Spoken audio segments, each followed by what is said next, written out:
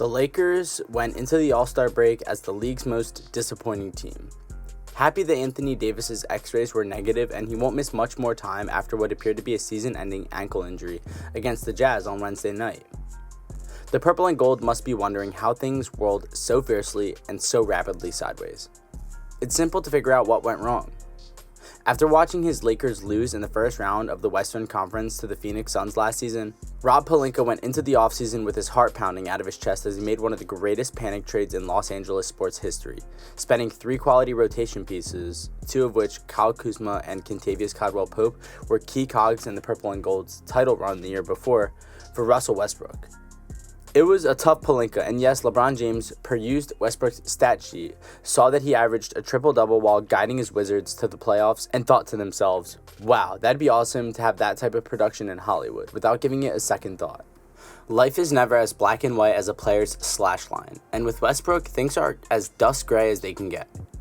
Brody did average a triple-double, but he also played parking pylon D.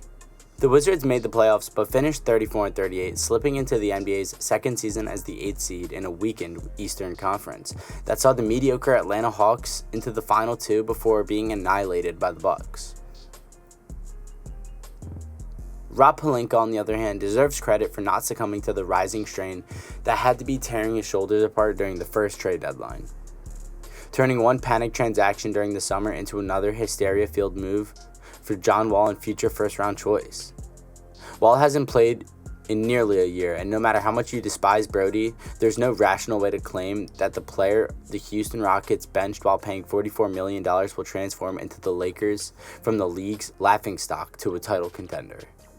The Lakers' season has been shredded, and now LeBron James, Anthony Davis, and Russell Westbrook are left standing with tape on their fingers, attempting to reattach each shard of writing. A process made more difficult by the hundreds of millions of minor blows to Russell Westbrook's psyche since moving to Hollywood.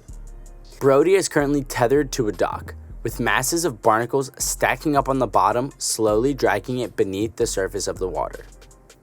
Westbrook might be one missed layup away from becoming the Lakers' Ben Simmons and taking off time for mental health reasons, or he could miss considerable court time due to additional back spasms. There is yet hope, but it all starts with Westbrook. He has the ability to assist the Lakers season, but he must quit obsessing over metrics like baseball cards. Up next, we have Russell's defensive impact. I'm not inside Russell Westbrook's head, but all anecdotal evidence says that he's uninterested in the less glamorous end. We've seen Brody go through the motions on defense in 2022, half-heartedly chasing his assignment around screens or lazily running out to open shooters, or being perplexed by a single crossover on the perimeter by ball watching, while his cover back cuts to the rim, and on and on and on.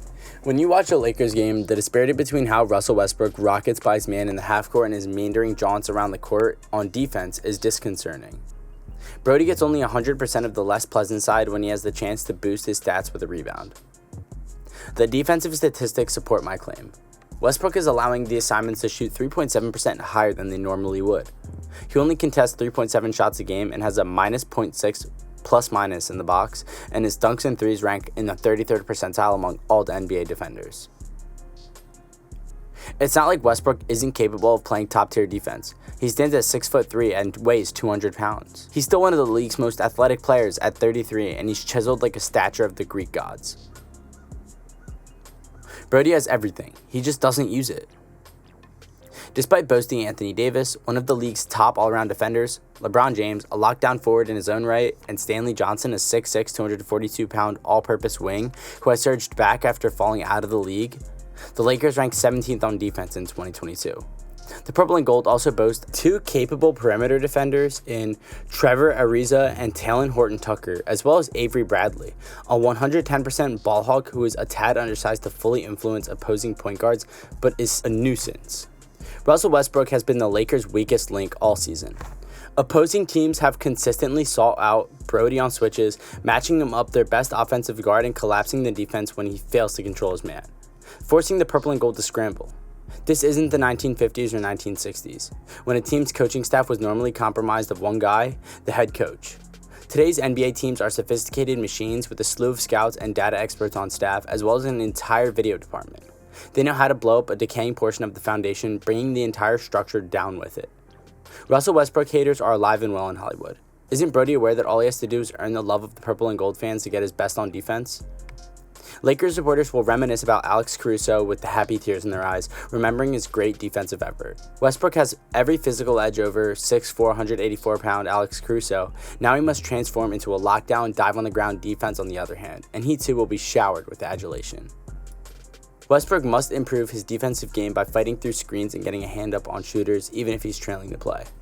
He must quit hiding on defense and instead take on the opposition's team's greatest perimeter guard, using his physical abilities to shut him down. Westbrook's efforts must not stop on the floor. Long hours in the film room are required. The best ball hawks in the game watch their man's moves and are ready to cut him off. If Westbrook can maximize his potential and develop into a defensive ace, he will not only see his image change, but he will also be able to help the Lakers save their season. Up next, we have Russell's offensive impact. During the Lakers' tight loss to the Warriors on Sunday night, Westbrook laid out the plan for what he needed to do on offense. Brody took only 3 shots outside of the key, finishing with a 7 for 13 shooting line while repeatedly pounding the paint in San Francisco. He finished with a respectable 20% usage rate, ranking 4th on the Lakers behind James, Davis, and Monk, a significant decrease from his 30.9% average for the season. Westbrook possesses a fairly particular offensive skill set for the point guard in today's NBA. Rim slasher and top 5 drive and kick weapon / horrible outside shooter and turnover magnet. It seems logical that he'd play to his strengths, as he did against Golden State, by letting his teammates handle the ball more and making rapid sprints to the basket while given the opportunity presents itself. Unfortunately, logic has played a little role in what we've seen from Westbrook this year.